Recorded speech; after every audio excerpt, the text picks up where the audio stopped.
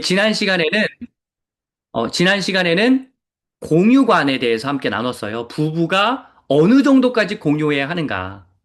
그 정답은 뭡니까? 모든 것을 공유할수록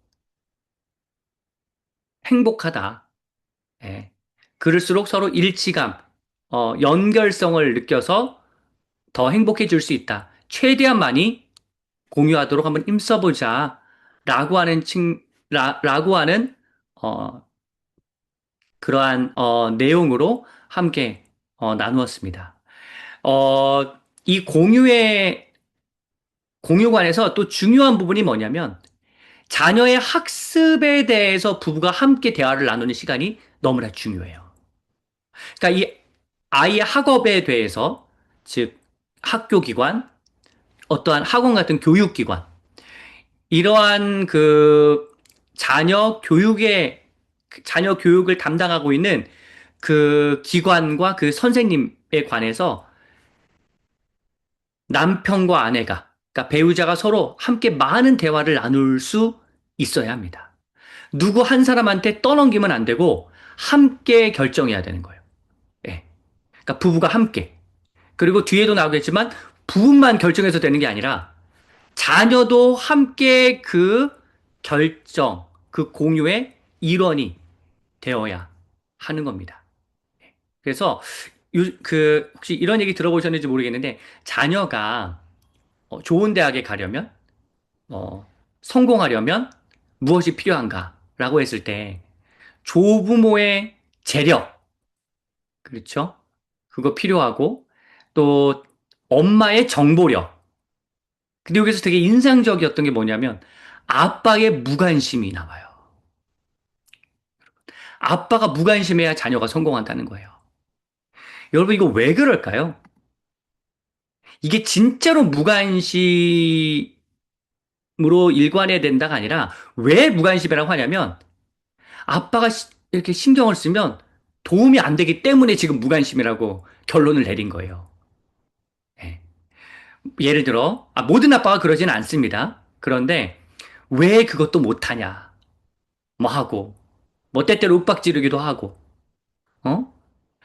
그러니까 교육에 그냥 아예 관심을 아예 끄면 오히려 나를 도와주는 건데 이게 말도 안 되는 식으로 이 자녀의 교육에 관해서 접근을 하니까 차라리 무관심 가게 낫다. 라고 이제 이렇게 만들어 놓은 그런 어떤 명제죠. 이건 여러분 이 남성분들에겐 되게 수치스러운 일이죠. 아니 저도 남자이지만 우리가 뭘 그렇게 잘못했다고 이렇게까지 무관심을 요구하는가라는 생각을 하시면서 그럼 어떻게 하면 좋을까? 그러니까 지금 이제 일반적으로는 아빠의 무관심이 필요하다고 하는데 그러면 어떻게 관심을 가져야지만 자녀에게 도움이 되는 그러한 관심이 될까? 이거는 우리 그 명제를 누가 만들어진지 모르지만 그 명제를 만든 분이 아니구나. 아빠의 무관심이 아니라 아빠의 의미 있는 관심이 정말로 필요하구나. 아주 효과적이구나. 라고 그걸 바꿀 수 있도록 우리 남성분들은 더 노력을 해야 되겠죠. 근데 여기서 중요한 건 일단 기본적으로 부부가 함께 자녀의 학업관에 관해서 대화를 나누는 게 너무나 중요하고, 이게 잘 좀 조화를 이루고 또 일치하고 이래야 됩니다. 그러니까 이게 나중에 가서 이렇게 나오면 안 되는 거예요. 아니, 도대체 당신 뭐 했어? 애들 이 지경이 될 정도로. 이렇게 한단 말이에요. 본인은 무관심했어요, 계속. 근데 뒤늦게 와서 당신 그동안 뭐 한 거야? 애들 왜 이 지경이 됐어?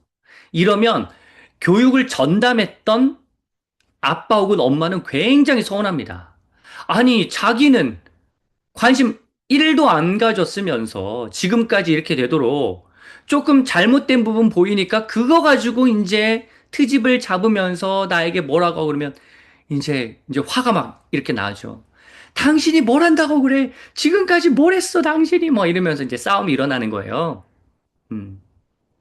그런 일이 발생하지 않도록 나중에 뒤늦게 뭐 당신 뭐 했어? 이 얘기 하지 마시고 그냥 처음부터 계속해서 자녀의 학업에 관해서 관심을 갖는 거죠. 어. 관심을 가지면 진짜 아빠가 엄마가 제대로 자녀에게 관심을 갖잖아요. 그러면 자녀는 외향이건 내향이건 좀 온도차는 있을지 몰라도 아빠, 엄마에게 이야기를 합니다. 그 자녀가 아빠, 엄마에게 이야기를 했는데 아빠, 엄마가 귀담아 듣지 않으니까 이제 안 하기로 중단하거나 평소에 잘 대화를 안 하니까 이야기를 안 하기 시작하는 것이지 이제 그 자녀의 학업관을 정립할 때는 자녀와의 대화한 그 내용이 되게 중요하잖아요. 근데 그 대화가 원활하게 이루어지려면 자녀가 무슨 얘기를 할 때 그 얘기가 어, 그 얘기를 귀담아 들어야 돼요. 저희 첫째는 이제 아들이잖아요. 8살이고. 얘는 진짜 정말 많은 얘기를 합니다. 귀에서 피가 날 정도로 많은 얘기를 해요. 근데 그거를 잘 들어주려고 제가 애를 많이 써요. 아, 듣다 보면 뭐 이렇게 많이 얘기하지? 막 너무 얘기 많이 하니까 너무 피곤하고 졸리고 이런데 계속 귀담아 들려고 뭐 예를 들어 이런 거예요. 아빠, 내가 지금 제일 좋아하는 친구 이름을 맞춰봐. 느닷없이 맞추래요. 이름을 제가 어떻게 알아요? 그런데 맞춰보라는 거죠. 근데 그럴 때 아빠가 어떻게 알아? 어떻게 맞춰가 아니라 그냥 아무 이름이나 되는 거예요. 그러면서 이제 놀아주는 거죠. 그러면서 이제 대화의 물꼬를 트는 거예요. 근데 어떨 땐 진짜 제가 첫 번째로 맞췄거든요.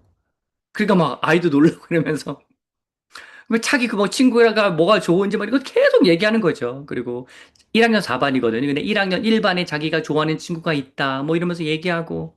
그래서 오늘도 어떻게 잠깐 시간이 돼서 놀이터에 제가 그 장례 갔다가 놀이터에서 잠깐 노는데 또 1반에 또 어떤 친구, 지호라는 친구를 또 알게 된 거예요. 그래서 그 친구랑도 얘기하면서 제가 LA 티셔츠를 입었길래 너 LA 나서 좋아하니? 그러니까 좋아하는데 그래서 막 얘기하면서 우리 아들이랑 잘 좀 재밌게 친하게 지낼 수 있도록 저도 이제 도율이 아빠라는 사실을 알려주고, 좀 관심을 가지고 이러면 그게 또 그 아이에게 작용을 해서 우리 아들이랑 재밌게 또 잘 놀 수 있으니까. 그런 식으로 하면서 아이가 하도 친구 얘기를 많이 하니까 그거 그냥 들어주거든요. 그거 들어주지, 뭐 이것저것 얘기를 하는데 그냥 계속 들어주는 거예요. 둘째도 4살밖에 안 됐지만 이제 쫑알쫑알 오늘 누가 쿵 했다. 그러면 이제 그랬어. 많이 아팠겠다. 이러면서 얘기를 잘 들어주고 반응을 해주면 얘네들이 신나서 얘기하게 돼 있어요. 그러니까 내양이 잘 얘기 안 한다고 하지만 내양도 가까운 사이에서는 얘기 진짜 많이 하거든요. 어. 내 마음을 잘 알아주고 나의 얘기를 귀담아 들어준다라고 하는 사람이 있다면 내향이더라도 얘기 많이 합니다. 예. 근데 내향이 얘기 안 한다 그러면 그만큼의 편안함을 안 줬기 때문일 수도 있겠죠. 물론 다 그런 건 아니지만. 그러니까 아이들을 계속 내가 이제 남편과 아내와 학업관, 자녀의 학업관에 대해서 상의할 때 이 아이들이 얘기해주는 그 내용이 굉장히 중요한데 그걸 일단은 기본적으로 많이 귀담아 듣고 대화를 많이 해야 하는 겁니다. 예. 그럴 때 좀 시간을 내서 정말 생뚱맞은 이야기 많이 하거든요, 애들. 그때 계속 들어주고. 그렇게 하면 나중에, 왜냐면 사춘기 때 잘 얘기 안 하고 이제 있잖아요. 그런데 계속 어렸을 때도 얘기를 많이 부모와 자녀가 하면 그래도 사춘기가 조금 그래도 스무스하게 넘어갑니다. 그 준비를 하는 거예요. 지금 이렇게 제가 많이 듣는 거는 사춘기 때 덜 고생하려고. 음. 그게 이제 부모에게 도움이 돼요. 그래서 그렇게 많이 들어주고 하면서 자녀의 학업관을 좀 이렇게 파악하고 할 필요가 있습니다. 그래서 제가 이제 학업관에 관해서 5가지 정도 이렇게 정리를 해봤어요. 첫 번째는 뭐냐면 조기 교육은 방향성 이슈다라고 해놨습니다. 이건 무슨 얘기냐면 여러분 이제 자녀를 보면 얘가 어디로 진출하면 좋겠다가 어느 정도 조금 이렇게 가닥이 좀 잡힐 거예요. 얘는 여기에 좀 재능이 있는 것 같다. 얘는 여기에 관심을 보인다. 이런 것들이 다 보이거든요. 이게 자세히 보면. 그리고 아이의 성향도 얘가 MBTI 뭘까? 이거구나. 그러면 그거에 맞춰서 또 아이를 배려해주고 부족한 부분을 보완을 하고 뭐 이런 것들이 다 보이기 때문에 어렸을 때 이제 아이의 모습을 보면서 이 아이가 좀 이런 식으로 가면 좋겠구나라고 어느 정도 이렇게 좀 방향이 잡힐 거예요. 그러면 그걸 어렸을 때부터 테크트리를 잘 타서 계속 연결될 수 있도록 해줘야 되는 거예요. 예를 들어서 만약에 우리 자녀가 해외 영어권에서 공부를 했으면 좋겠다라고 하는 마음이 있어요. 어? 그러니까 아이의 아주 어린 자녀일 경우에는 이거에 대해서 자녀가 아직 결정할 어떠한 그 수 있는 수준은 아니기 때문에 부모만 그 생각을 가지고 있을 거예요. 일단 기본적으로. 그러면 그거에 대해서 이제 부부가 함께 대화를 나누면서 해외에 어떤 보내기로 결정을 했다면 어디로 보낼지 이런 것도 또 상의하고 그러면 이 아이 어렸을 때부터 영어 유치원을 보내서 준비하는 게 좋을지 아니면 영어 유치원이 약간 좀 학원식으로 흘러가고 교육적인 측면이 약하잖아요.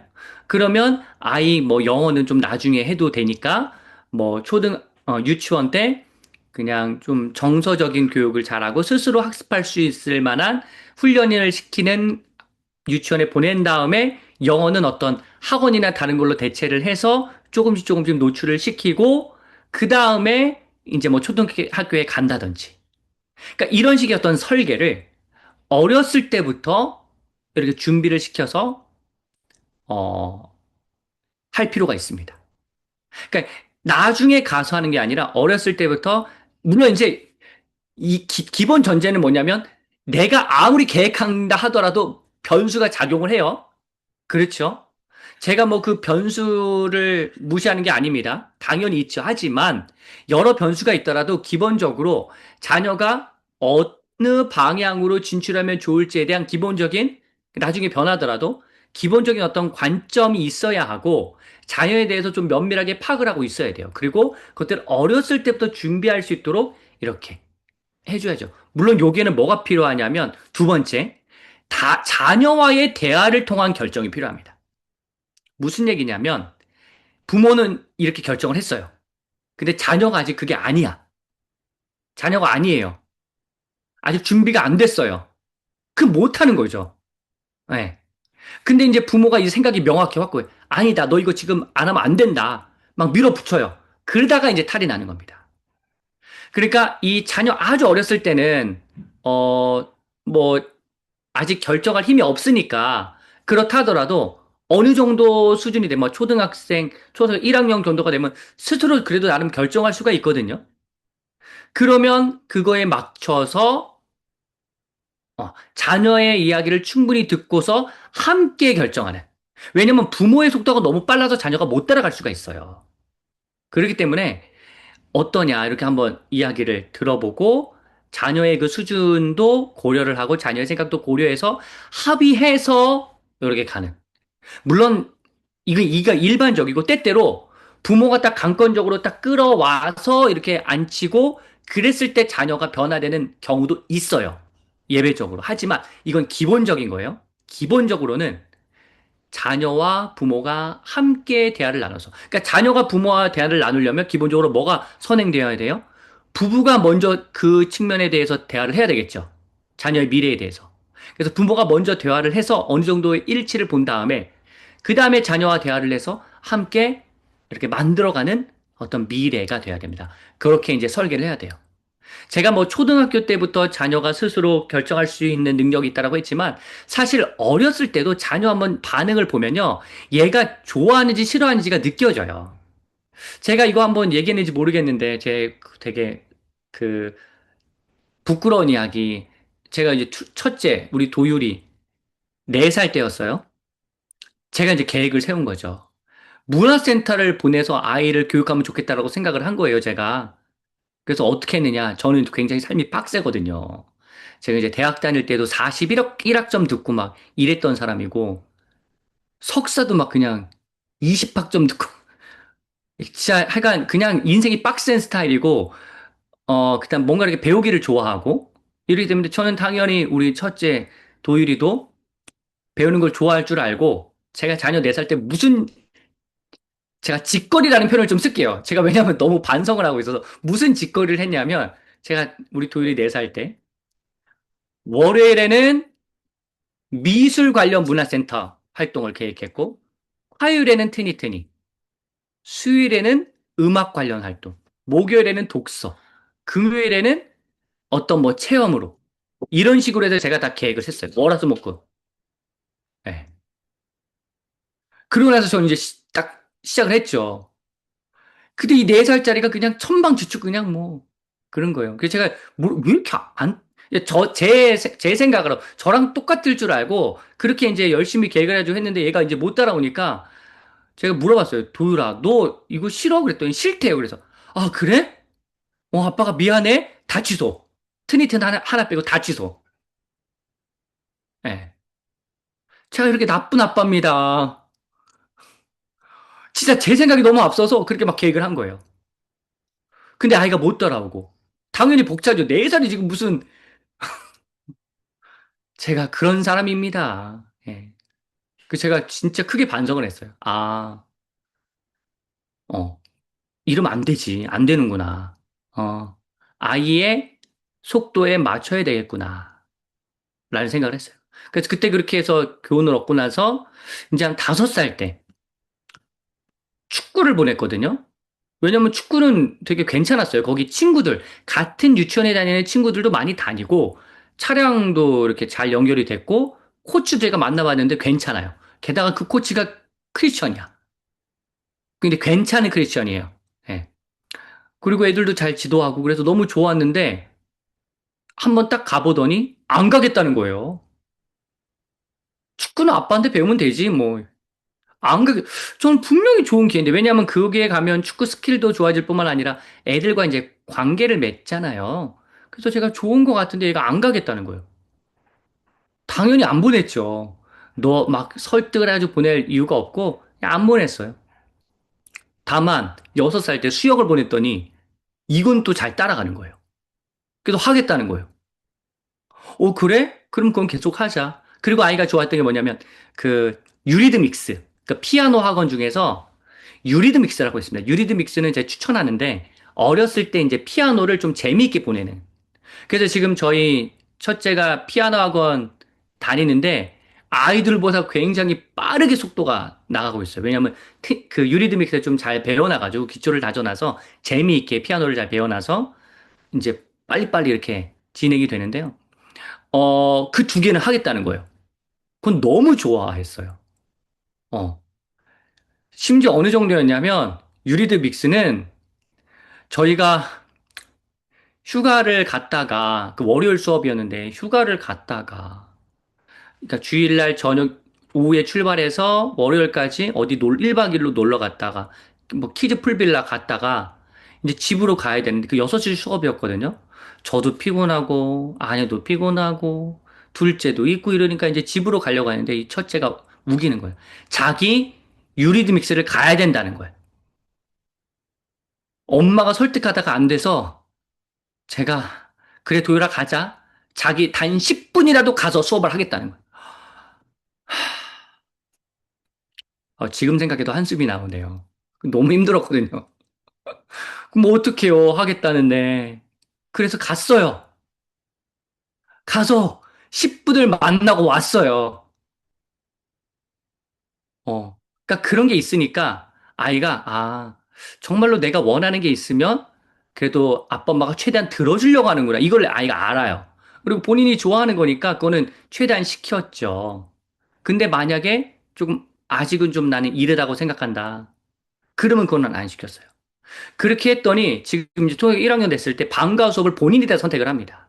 저희가 이제 월요일, 금요일은 영어고 화수목 무슨 있어요, 다. 로봇과학, 뭐 과학탐구, 그다음에 요리 이렇게 있어요. 그걸 본인이 다 선택을 했어요. 그리고 이제 그 말씀도 드렸죠. 그냥 1, 4분기 했던 수업을 2, 4분기 때 그냥 다 이어서 하면 좋은데 얘가 갑자기 1, 4분기 때 했던 과목 중에 다 안 하고 자기는 그 중에서 로봇과학 하나만 하고 나머지는 다 바꾸겠다는 거예요. 그럼 저희는 청천벽력과도 같은 그런 소식이 왜냐? 해보신 분은 아시겠지만 1, 4분기 때 했던 아이는 이어서 계속 할 수 있어요. 근데 2, 3분기 때 새롭게 하려면 남은 자리에서 그 진짜 치열한 그 경쟁을 뚫어야지만 들을 수 있잖아요. 근데 우리 도율이가 하고 싶었던 그 수업 하나가 25명 정원에 24명이 이미 돼 있는 거야. 그러니까 한 명밖에 안 나간 거죠. 6시 딱 됐을 때 가장 첫 번째로 신청을 해야지만 거기 들어갈 수 있는 거예요. 그게 얼마나, 그리고 한가복은 3명, 3자리 남았어. 와, 그러니까 이제 저희는 너무, 그러니까 A는 해고 싶어 해. 그 본인의 이제 결정이 그러니까 저희 최대한 존중해 주려고. 근데 이제 미리 얘기를 했죠. 도율아, 안 될 수도 있어. 어. 그냥 최대한 해볼게. 그래서 아내가 한 자리 남은 거 하고 제가 3자리 남은 거 했어요. 다행히도 된 거야, 근데. 저희가 기도 진짜 많이 했거든요. 기도를 진짜 많이 했어요. 아, 하나님 도와주세요. 근데 된 거예요. 애도 너무 좋아하고. 그러니까 그렇게 조금 이게 지금 이제 다 흐름이거든요. 아, 내 어떤 결정을 아빠, 엄마가 진짜 존중해 주는구나. 그리고 아이도 원하는 과목을 하면 신나서 할 거 아니에요. 그러니까 이런 것들을 어렸을 때부터 경험하게 해서 아이의 결정을 존중해 주고, 그것을 좀 받아주고, 때때로 그것이 별로일지라도. 사실 영어는 하면 좋겠다는 생각을 했거든요. 영어 왜 안 하지? 사실 근데 저희가 영어는 다른 걸로 뭐 하고 있어요. 다른 걸로 하고 있어서, 그거는 좀 보완이 돼요. 나 영어 수업 이거 되게 좋고, 원어민도 오거든요. 너무 좋은 기회인데 왜 안 할까? 근데 뭐, 그래서 제가 한번 계속, 도현아, 그래도 해보는 게 어때? 그랬더니 아니래요. 아, 그래, 알았어. 예, 너무 아쉽지만, 뭐, 일단은, 왜, 예. 큰 것을 얻기 위해서 이제 그런 것들을 하나하나 그냥 맞춰줘야 돼요. 예, 그런 식으로 하는 거예요. 제가 심지어 이러한 어떤 그 존중을 위해서, 그리고 나중에 어떤 그러니까 자녀를 많이 존중해주는, 아, 내가 존중받고, 나의 선택을 내 선택이 존중받아지는구나, 이거 경험을 해주기 위해서 제가 어렸을 때 뭐 했냐면, 버찌 놀이를 할 때요. 그러니까 버찌 놀이 뭐냐면 버스 지하철 타는 놀이에요. 저희 첫째가 이걸 너무 좋아했어요. 그때 이제 지금은 경기도에 살지만 서울 살 때라서 여러 호선이 있잖아요, 지하철은. 뭐 1호선, 7호선, 6호선, 뭐 4호선 많잖아요. 그걸 막 다 태우고 버스도 막 여러 노선인데 막 태우고 이러면서 다녔거든요. 버스랑 지하철 타면서 노는 거예요. 그래서 제가 되게 애 클 때까지 많이 안 느라고 제가 막 맨날 치료받고 다니고 그랬었는데 근데 그때 우리 첫째의 특징은 뭐였냐면 아빠 내리자. 어? 뭐 여기 어딘데? 내리재요 일단. 지 멋대로 내리재요. 그래 알았어. 그럼 거기서 내려서 거기서 그냥 노는 거예요. 그래서 막 분수도 만나고 군인 무슨 어느 부대 쪽에 있는 무슨 키즈 카페 이런 데도 가가지고 거기서 친구들 만나고 어떨 때는 개울가에 막 가가지고 막 신발 다 젖어가지고 오고 그리고 한 번은 저희가 어느 시내가 개울가 같은 데 이제 쭉 있었거든요. 근데 개울가에서 이제 놀았어요. 그 쭉 개울가를 걸으면서 쭉 놀았어요. 어. 그런데 이제 저희가 이제 개울가에서 한참 놀았거든요. 쭉 내려가면서 저희 애가 이제 4살 때였을 거예요. 어린 아이를 데리고 제가 그냥 거기를 이제 계속 같이 다녔어요. 애 걷고 때론 안아주고 그러면서 그 물가에서 막 놀면서 이렇게 쭉 갔거든요. 근데 나중에 보니까 거기 출입 금지 표지판이 생겼더라고요. 제가 추정컨대 누가 저희 노는 걸 보고 위험한데 왜 저렇게 놀지? 라고 해서 신고를 했고 그래서 거기에 출입금지 표지판이 생긴 게 아닌가 생각이 들어요. 근데 진짜 그렇게 그냥 아이랑 함께 그냥 재밌게 아이가 여기 가서 놀자 저기 가서 놀자 그러면 거기서 놀고 여기서 내리자 그러면 여기서 내리고 막 이런 식으로 해서 최대한 존중을 제가 그 얘기는 했죠. 지하 6, 지하 2층에 자리가 있는데도, 주차할 자리가 있는데도 지하 6층이 끝이라면 6층까지 가야 하는 아이. 지하 8층이라면 지하 8층까지 가야 하는 아이가 우리 첫째였는데, 제가 다 맞춰줬다고. 네. 그렇게 해서 좀 많이 존중을 해주니까, 이제 중요한 시기에는, 도율아, 웬만하면 아빠가 맞춰주는 거 알지? 근데 이거는 진짜 안 돼. 이거는 진짜 안 되는 거야. 건강을 해치는 거야. 진짜 안 돼. 그럼 애가 알아들어요. 그래서 그러니까 저는 이제 아이가 그렇게 했거든요. 근데 아이가 이것도 따라와야지 가능하죠. 근데 제가 드리고 싶은 말씀은 아이의 어떤 결정, 이것을 최대한 존중하는 방향으로 많이, 좀 이렇게 생각을 해주시면 좋겠어요. 그게 설령, 부모가 봤을 때, 아니라 하더라도 최대한 존중을 해주는. 그, 이제 뭐 스무 살도 훨씬 넘었죠? 25살도 넘고 그랬는데, 그 자녀를 어떤 부모가 계속해서 이제 딱 너 이건 이렇게 해야 돼. 저건 저래. A부터 D까지 다 막 알려주려는 한 식으로 이렇게 하면 자녀도 힘들고 부모도 힘들 거예요. 음. 그러니까 아이가 스스로 선택할 수 있는 능력을 어렸을 때 길러주고 또 아이가 어떠한 결정을 했을 때 그게 정말 부모가 봤을 때는 아니라 하더라도 그 결정을 통하여서 얻는 결과에 대한 책임은 본인이 질 거 아니에요. 그리고 그 결정을 통하여서 실수를 하고 좀 실망을 하더라도 그게 좋은 그 교육이 되고 자산이 되잖아요. 그러니까 최대한 존중을 해주셔서 어렸을 때부터 교육을 해주시고 특히나 이제 나이가 들었을 때에는 아이의 어떤 자아가 많이 가치관이 많이 확립이 되었잖아요. 그런데 그 이제 20대 더 나아가서는 30대까지도 다 부모가 코치코치코치 다 이렇게 알려주려고 하면 그거는 부모도 힘들고 자녀도 힘들 거예요. 음. 그러니까 자녀의 결정을 존중하는 모습이 필요합니다. 세 번째는요, 제가 이제 학원 만능주의 경계라고 해놨어요. 이거 왜 이렇게 해놨냐면, 우리가 물론 이제 저는, 뭐 선행학습은 무조건 안 된다. 그렇게 생각하지는 않습니다. 예. 그러니까, 예를 들어, 우리나라의 경우, 고등학교 수학이 너무 어렵기 때문에, 사실 어렸을 때부터 수학을 좀 어느 정도 매서 해놔야 돼요. 고등학교 2학년 그러니까 수능의 수학 문제가 어디서 나오면 고등학교 2학년 때부터 배우는 수학 범위에서 나오잖아요. 예. 그런데 고등학교 2학년 시작했을 때 고등학교 선행을 안 하고 고등학교 2학년 수학을 고등학교 2학년 때 시작한다? 그러면 어려워져요. 미리 좀 해놔야 돼요. 어. 그래서 저는 뭐 선행이 무조건 필요 없다 그건 아닙니다. 하지만 아주 어렸을 때는 아이가 좀 아이의 어떤 그 공부에 대한 습관을 길러준다든지, 재미를 좀 붙이게 한다든지. 그러니까 너무 과도하게 해서 힘들게 하면 아이가 어렸을 때부터 그냥 퍼지거든요. 그리고 이렇게 키워진 아이는 대학 가서 계속 놉니다. 고등학교 때까지는 엄마가 원하는 대로 공부를 하고 대학 때 놀아요. 엄마가 원하는 거 다 이뤘으니까 나 이제 내 마음대로 놀겠다는 거예요. 그렇게 될 수 있어요. 그러니까 아주 어렸을 때 는 특히나 어떠한 이것저것을 외우고 암기하는 거 되게 대견하고 신통하죠. 근데 그거보다는 그걸 잘 모르더라도 그냥 흥미를 보이고 재미있어 하고 또 어떠한 좀 여러 가지 지식은 부족할지 모르더라도 그 재밌게 하면 되는 거예요. 저희 첫째가 한글을 늦게 깨우쳤어요. 초등학교 가기 전까지 한글을 메스터하지 못했습니다.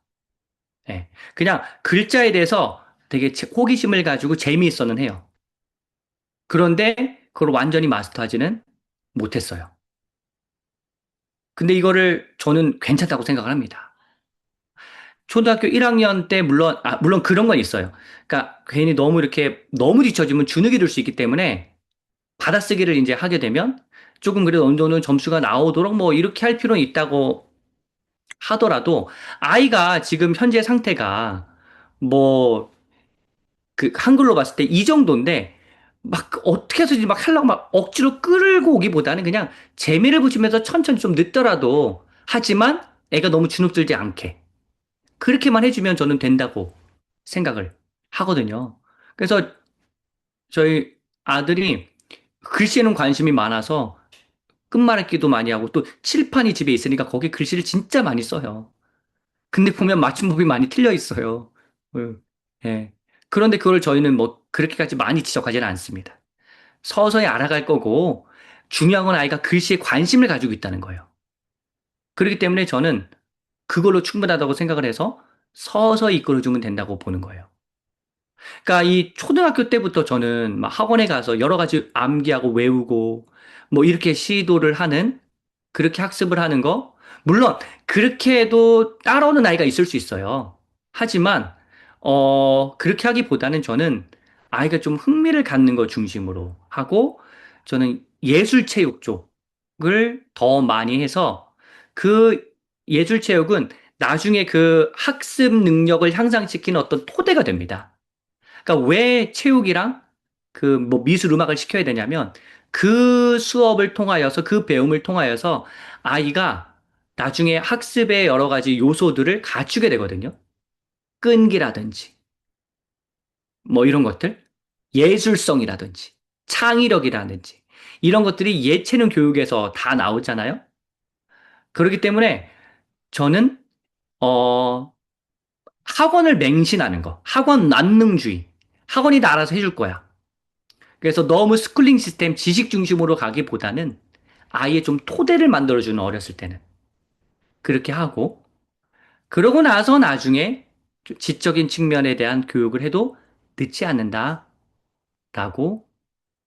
생각을 합니다.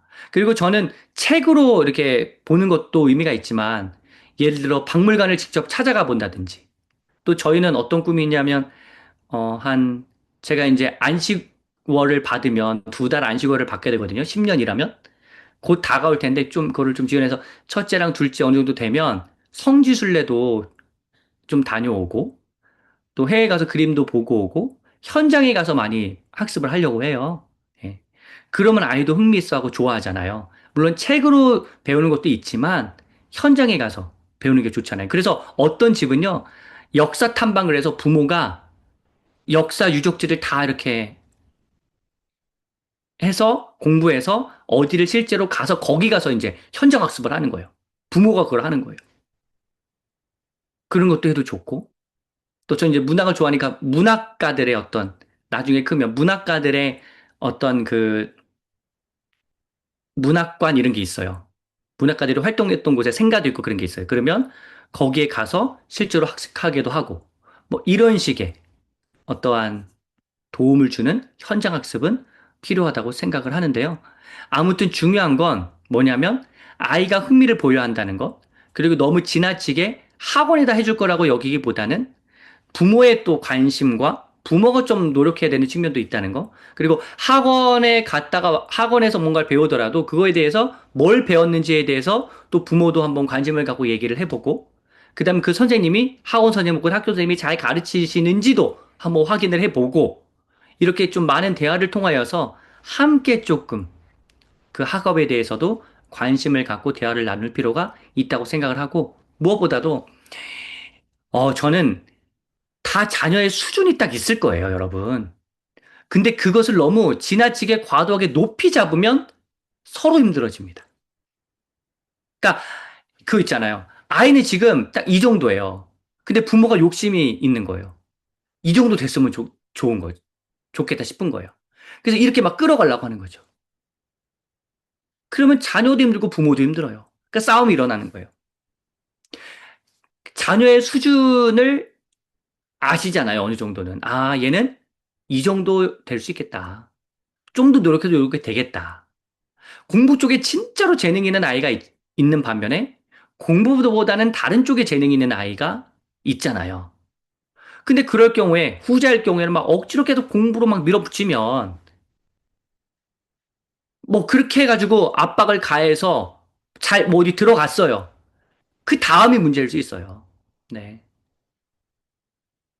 제가 아는 사람도 하여간 어떻게 의대에 들어갔어요. 근데 이제 수준이 안 되니까 학습 능력이 좀 부족하니까 결국에는 예, 거기서 나오더라고요. 예. 여기서 문제는 아이 어떻게 해서든지 공부시키려고 약까지 먹이는 부모가 있잖아요. 약을 먹어야지만 공부에 집중한다고. 이게 저는 되게 위험하다고 생각을 합니다. 그러니까 아이의 어떤 수준과 여러 가지를 잘 파악을 하셔서 그에 맞는 교육을 받을 수 있도록 해야 합니다. 네 번째는요, 경쟁에 대한 건데, 제가 이 부분은 많이 얘기를 했을 거예요. 경쟁은 당연하죠. 그러나 지나친 경쟁은 주의해야 되는 거예요. 근데 만약에 이 경쟁이라고 하는 것을 무조건 나쁘게 여기고 하향 평준화로 가려고 해서는 안 된다고 생각합니다. 저는 그래서 학교 이제 예전에 저희 첫째를 대한 초등학교에 보내려고 했을 때, 그때 여러 학교를, 몇몇 학교를 다니면서 뭐 물어봤냐면, 뭐, 그 역사관, 그 다음에 요 경쟁에 대해서 물어봤어요. 어, 왜냐하면 다 하향 평준화 시키는 거 아니냐. 어떻게 생각하냐, 경쟁에 대해서. 그런 것들을 물어봤습니다. 왜냐하면 이게 되게 중요하거든요. 음. 그래서 저는 경쟁에 대해서도 이것을 다 그냥 하향 평준해서는 안 된다고 생각하고 어 그렇게. 그래서 제가 이제 오늘도 아들이랑 대화 나누면서 그런 얘기를 하더라고요. 아, 어제였나? 그런 얘기를 하더라고요. 아빠, 나 피아노 다른 친구보다 더 늦게 시작했는데 내가 더 빨라. 그 제가 뭐라고 그랬겠어요? 그래? 그래, 대단하다. 근데 자만하지 마. 자만하지 마 그랬고, 그리고 사람마다 속도가 다르다. 너가 앞서는 부분이 있다면 다른 친구가 앞서는 부분도 있을 거다. 그리고 너가 지금은 앞서지만 나중에 다른 친구도 앞설 수도 있다. 어. 그리고 이 분야에서 너가 앞설지 모르지만 다른 분야에서는 너가 또 부족한 측면도 있다. 그래서 되게 너무 이제 자기 우월주의에 빠지거나 너무 이거를 뽐내지 않도록 제가 이런 부분들을 굉장히 많이 신경을 쓰거든요. 그래서 작년에 아우리시 갔을 때도 저희 첫째가 율동을 되게 잘해요. 엄마 닮아서 팔다리도 길고 노래도 좋아하고 율동도 좋아하고 잘하거든요. 다 끝나고 나서 제가 귓속말로 뭐라고 했냐면 도유라, 너 이거 지금 하는 걸 통하여서 저 앉아 계신 분들이 은혜를 많이 받았고 하나님이 기뻐하셔. 그런데 너가 잘나서 이런 게 아니야. 하나님이 이 재능을 주신 거야. 웃기죠. 그때 7살이었거든요, 얘가. 근데 저는 이것을 교육해야 된다고 생각을 하는 거예요. 그러니까 제가 좋아하는 야구 선수 중에 오타니가 있는데 오타니가 되게 겸손하거든요. 저는 사실 롤 모델입니다. 말씀을 드리자면 오타니 야구 선수가 그 분야는 다르지만 근데 왜 그렇게 그 실력이 출중하고 정말로 많은 연봉을 받는 선수인데도 굉장히 겸손한데 그 겸손이 어디서부터 시작됐냐면 어렸을 때부터 이제 코치님이 너희는 남에게 각광을 받는 자리에 있기 때문에 늘 항상 겸손을 배워야 된다. 그러면서 쓰레기 줍고 막 그러고 다니는 거예요. 오타니 선수는 지금도 막 쓰레기 줍고 다니고 그러거든요. 그 월드스타가. 그러니까 경쟁 시대에서 내가 좀 우월해지기 위해서 열심히는 해야 되지만 그 성품은 겸손해야 하잖아요. 그거는 어렸을 때부터 계속 그렇게 가르쳐서 지나친 경쟁주의에 빠지지 않도록. 어. 그리고 우리 자녀를 왜 그렇게 치냐면 이미 세상은 많이 지나친 경쟁주의로 흘러가고 있잖아요. 그렇기 때문에 거기 휩쓸리지 않으려면 그런 교육이 필요하고. 또 요즘 주변을 보면 욕을 진짜 많이 하잖아요. 그런 욕 많이 하고 폭력이 난무한 곳에서 지키기 위해서는 우리 자녀가 올바른 가치관을 가질 수 있도록 어렸을 때부터 관심을 가지고 대화를 해야 되는데, 그리고 그것들이 학업에 다 영향을 주는데, 학업이라고 하는 것은 더 나아가서 이 아이가 어느 직업을 갖고 어느 직업군에서 어떠한 역할을 감당할까지 포함을 합니다. 근데 이런 것들을 어렸을 때부터 잘 교육을, 건강한 경쟁을 할 수 있도록, 겸손할 수 있도록, 이런 것들을 교육할 필요가 있습니다. 끝으로 다섯 번째는요, 제가 성경 교육을 해놨어요. 성경 교육은 기본이다. 저희가 그 신앙 교육을 되게 경시 여기는 경향이 있습니다.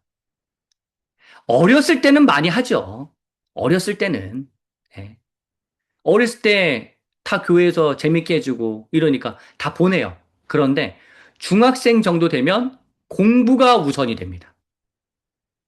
교회보다 공부가 우선이 돼요. 그래서 교회를 안 보내죠. 어떤 집은 내가 초등학교 때까지는 보내는 거 오케이. 근데 중학교부터는 안 돼. 이런 분도 있어요. 심지어 임직자 자녀인데도 그런 생각을 가지는 분이 있어요. 여러분, 그게 정말로 맞나요? 그러니까 이런 생각을 하시는 것 같아요.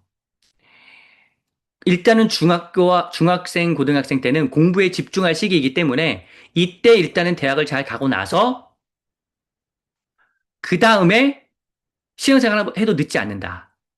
이게 맞을까요? 틀릴까요? 왜 틀리냐? 내가 공부하면서 힘들 때 하나님과 함께 하면서 그 문제를 해결해 나가는 경험이 있어야지. 그 힘든 시기에 하나님이 없었는데,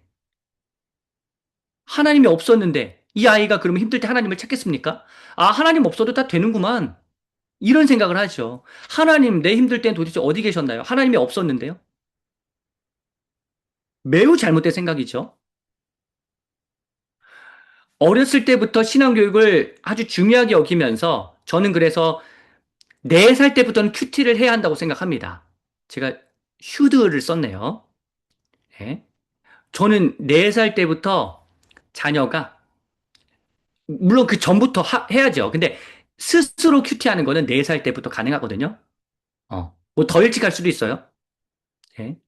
그런데 어렸을 때부터 신앙교육을 명확히 해서 하나님이 이 세상을 창조하시고 주관하시고 우리를 다스린다는 교육을 아주 선명하고 분명하게 어렸을 때부터 해서 아이의 그 삶에 하나님이 늘 계시도록 아프면 하나님께 기도하고 뭐가 잘 되면 하나님께서 도와주신 거고 어디를 다치면 하나님이 함께 해주셔서 이 정도밖에 안 다치게 하셨다라고 고백하게 하고 제가 가정 예배도 굉장히 중요하게 여기서 매일 드리거든요.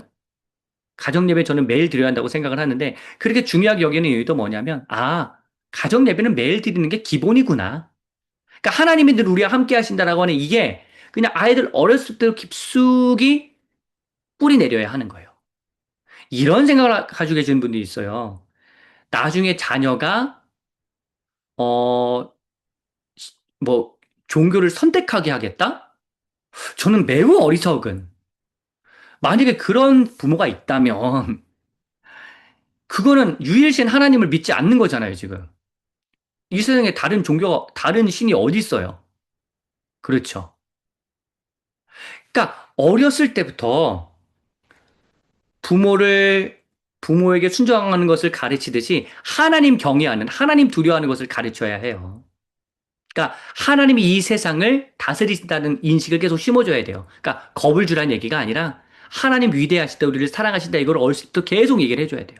계속. 그래서 아이가 그냥 딱 각인이 되도록 완전히 그냥 신앙이으로 잘 정립이 되도록.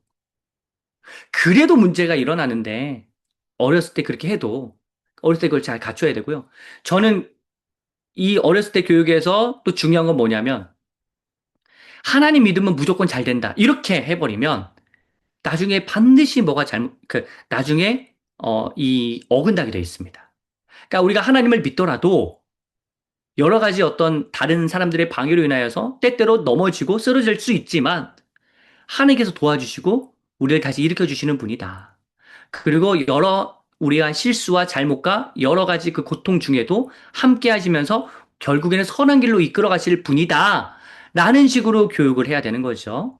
제대로 성경을 교육해야 되는 거죠. 네.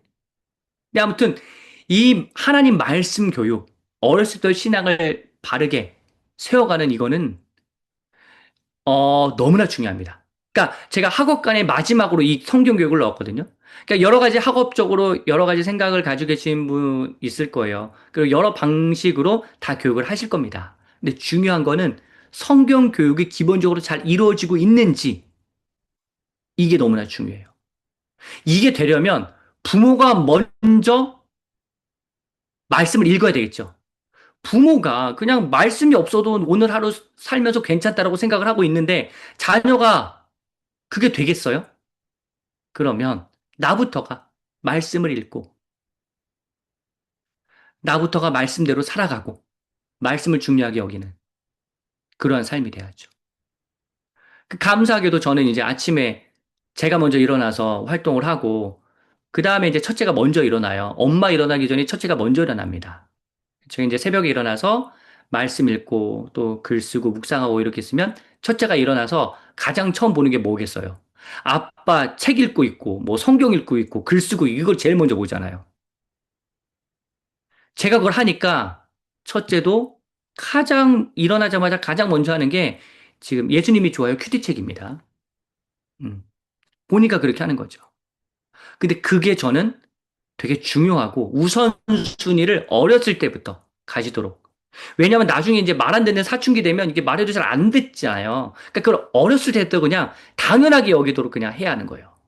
그리고 뭐 이런 얘기를 하세요. 나중에 이제 뭐 사춘기가 되면 하나님에 대한 여러 질문이 생겨서 이거에 대해서 되게 풀지 못하겠다. 근데 저는 그거는 어디에 문제가 있냐고 보냐면 어렸을 때부터 하나님을 어떻게 소개했는지, 하나님을 어떤 분이라고 설명했는지, 그냥 모든 걸 다 해결해 주시는 분, 알아서 해결해 주시는 분, 그렇게 해버리면 아이가 나중에 가서 머리가 커졌는데 그게 아니라는 걸 알거든요. 내가 하나님을 믿더라도 삶의 고통이 있을 수 있다는 거를 넌지시 아이에게 어렸을 때부터 알려줘야 되거든요. 그리고 하나님이 도와주시는 것도 있지만 내가 열심히 해야 되는 나의 노력도 필요하다. 이런 것들을 균형 있게 잘 가르치면 그러면 나중에 커서 그냥 여러 어떤 신학적인 질문, 신앙적인 문제 이런 것들을 조금 경미하게 겪을 수 있습니다. 근데 어렸을 때 너무 그냥 단선적으로 그냥 하나님 다 해주시는 분이야. 다 해주시는 분이야, 뭐. 모두 다 도와주셔.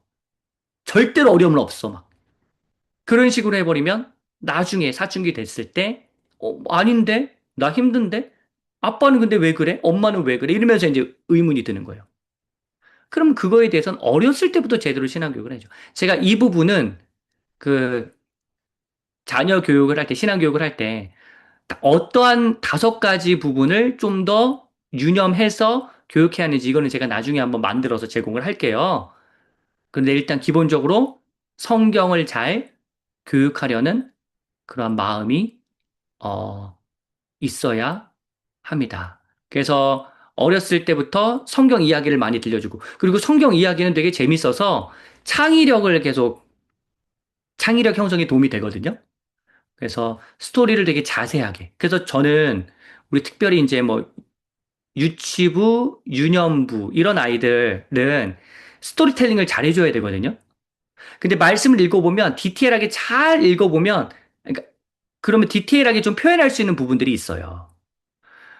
사교 이야기에서도 막 여러 가지를 또 자세하게 묘사할 수 있거든요. 그런 것도 좀 충실하게 하고. 그리고 특별히 이제 어렸을 때는 너무 무섭게 하면 안 돼요. 저는 되게 인상적이었던 게 제가 이번에 그 지난 주일날 스승의 주일이라서 우리 영화 2부에 들어가서 제가 말씀맨 했거든요. 예, 그 부모 참여 뭐 이게 있어서 저는 꼭 그걸 합니다. 그래서 했는데 저는 영화 2부 좋았던 점이 뭐냐면 늑대가 양들을 잡아먹는 씬이 있었어요. 근데 늑대가 너무 이렇게 귀여운 스타일이에요. 너무 무섭게 하지 않는 거야. 이거 되게 중요하거든요. 그러니까 어렸을 때, 어떻게 그 내용을 풀어갈지가 중요한데, 너무 무섭게 하면 아이들은 막 겁에 질려요. 유아 2부에서 우리 첫째 도율이가 그 5살 때, 진짜 예수님이 십자가에 달려 돌아가시는 건데, 채찍질을 너무 실감나게 한 거예요, 이 선생님이. 와, 제가 이제 목회자니까 뭐라고도 못하고, 제가 만약에 목회자가 아니었으면 제가 한마디 했을 거예요. 그 부서에 가지고 선임한테. 왜 그렇게 하느냐. 근데 이제 목회자이니까 너무 불리해요. 그 뭐 얘기도 못하고 그냥 제가 한 달을 거기 가기를 두려워해서 그 선생님이 도움을 받아서 억지로 막 그렇게 갔어요. 그러니까 무서운 걸 그렇게 하면 어떡해요. 그러니까 성경을 교육할 때도 그 나이에 맞게, 연령에 맞게끔 해야 되겠죠.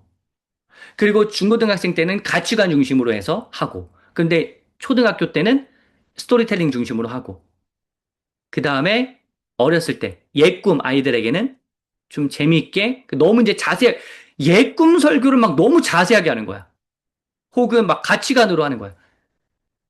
예, 그러신 전도사님 계시면 안 돼요. 음, 나이에 맞게 해야죠. 어.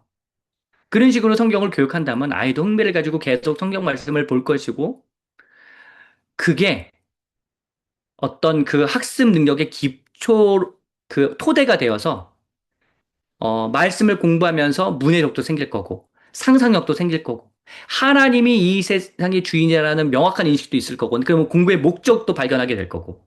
그렇잖아요. 그래서 여러 학업은 진짜 어느 학원 보낼지 이런 것들은 신경 진짜 많이 쓰시는 것 같아요. 어느 학원 보낼까? 근데 어느 그 성경 교육을 어떻게 할까? 혹시 성경 과외 해볼 생각은 없으세요? 우리 부모님들? 다른 과외는 다 시키는데 이제 성경 과외 시킬 생각은 없으시잖아요. 예. 저는 그 생각도 해봤거든요. 아, 영어 성경 과외를 한번 해볼까? 이 생각 해봤거든요. 영어 학습을 성경으로.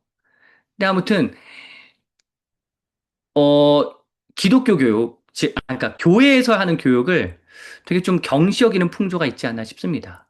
그러니까 정말 그 부서에서 만약에 제대로 된 신앙교육이 이루어지지 않으면 좀 분노가 치밀어 올라야 하거든요.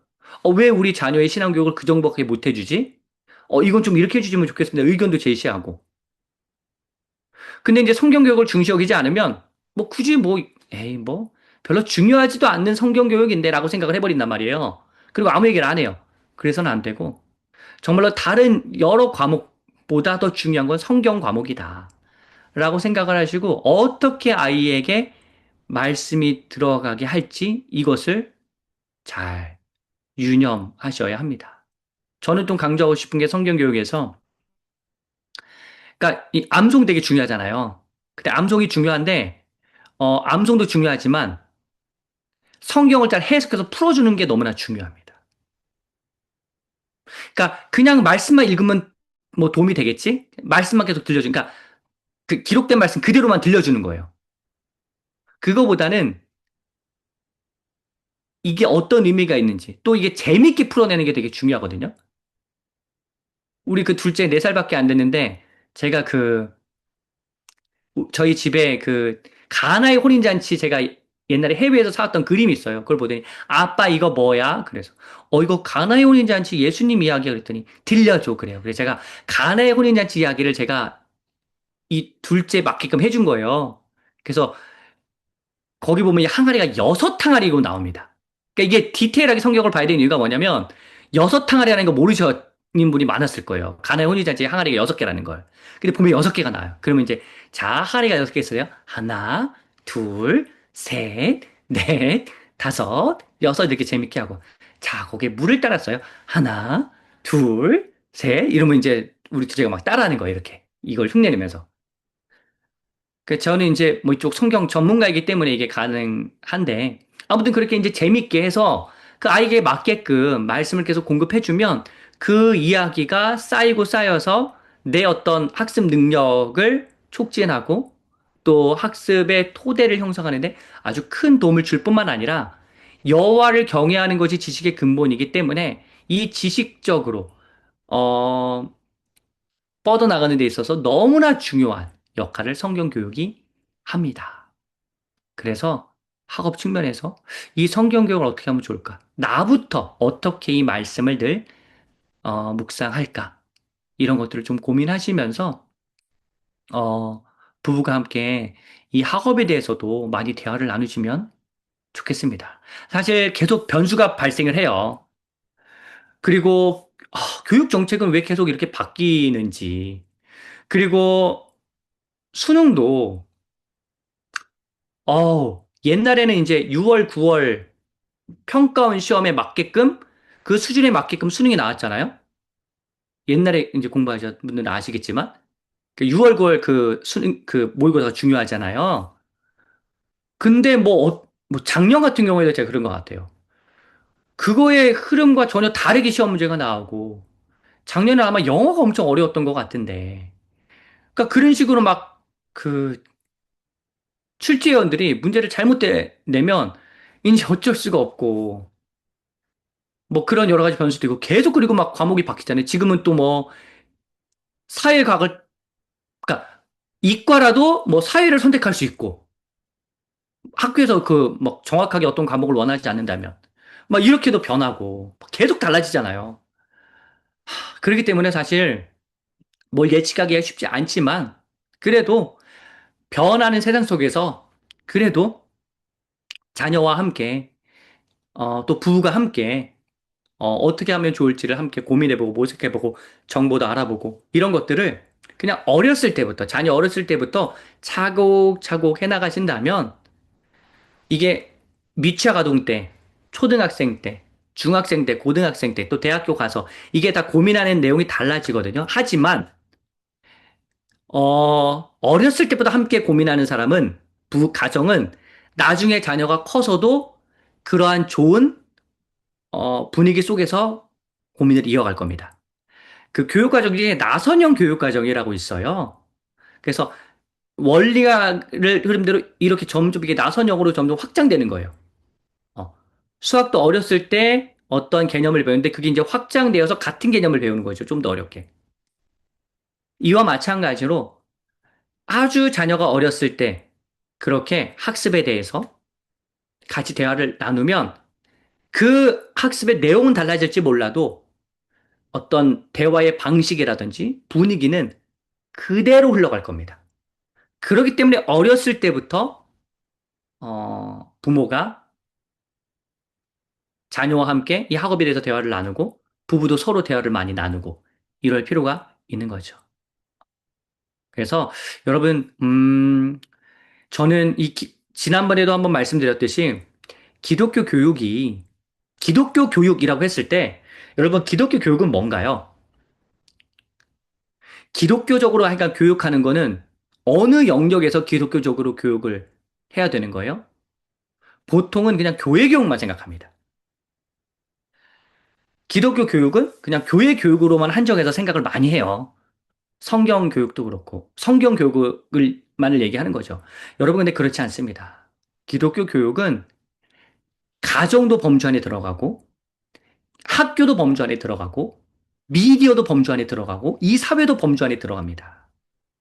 기독교적인 관점으로 학교에서도 보내야 되고 즉 학업도 해야 하고 기독교적인 관점으로 가정도 그렇게 기독교적인 분위기가 형성돼야 하며 미디어를 볼 때도 기독교적으로 이 사회에서 살아갈 때도 기독교적으로 그러니까 이 교회 안에 기독교 교육을 가두지 말고 교회 밖에 여러 영역에서도 기독교적으로 잘 이렇게 자녀가 활동할 수 있도록 해야 하잖아요.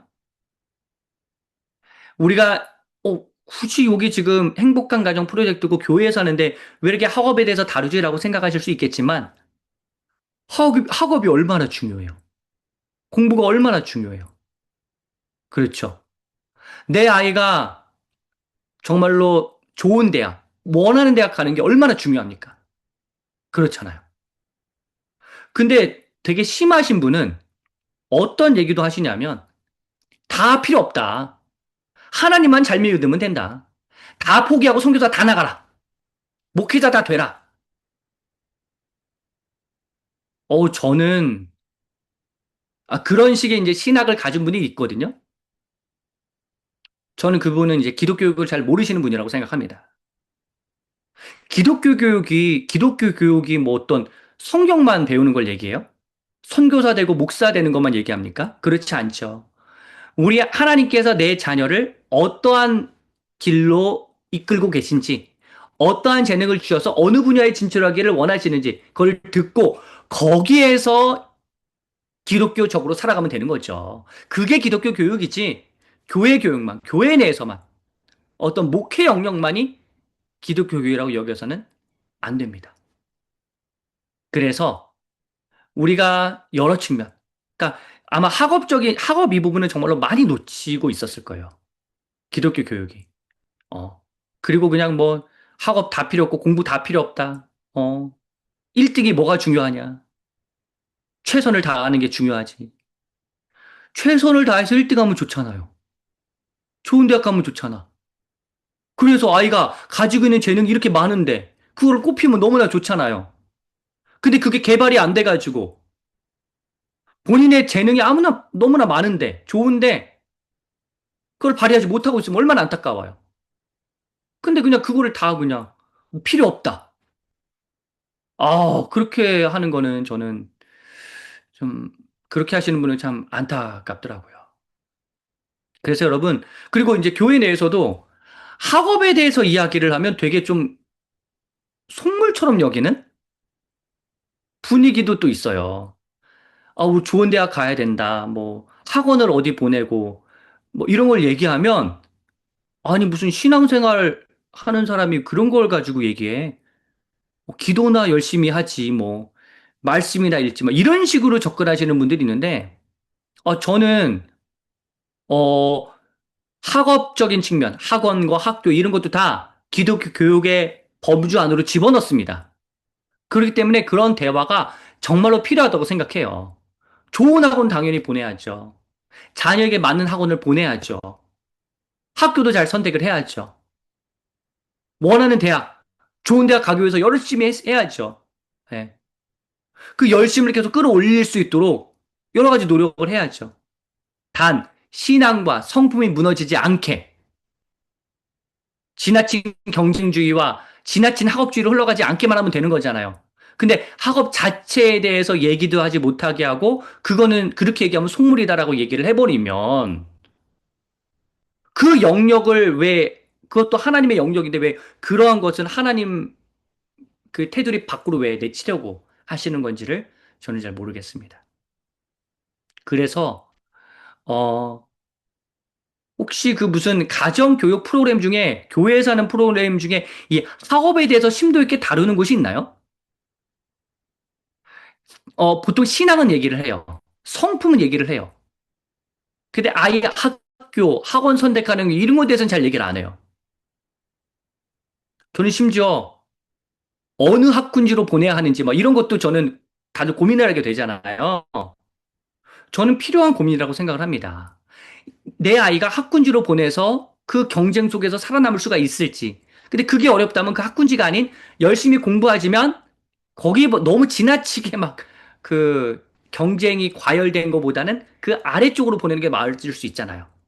또 내 아이의 수준이 그 어떤 뭐 과학고나 이렇게 좀 높은 학교 이런데 뭐 뭐야 특별한 고등학교에 보내는 게 맞을 수도 있지만 거기랑 잘 안 맞을 수도 있는데 이런 고민들을 하는 게 당연하고 이걸 하나님 안에서 고민하고 기도하면서 함께 결정하고 하나님 안에서 자녀와 대화를 나누고 해야지 이걸 얘기하면 막 교회에서 안 된다라고 이 고민을 얘기하면 안 된다라고 해서는 안 된다.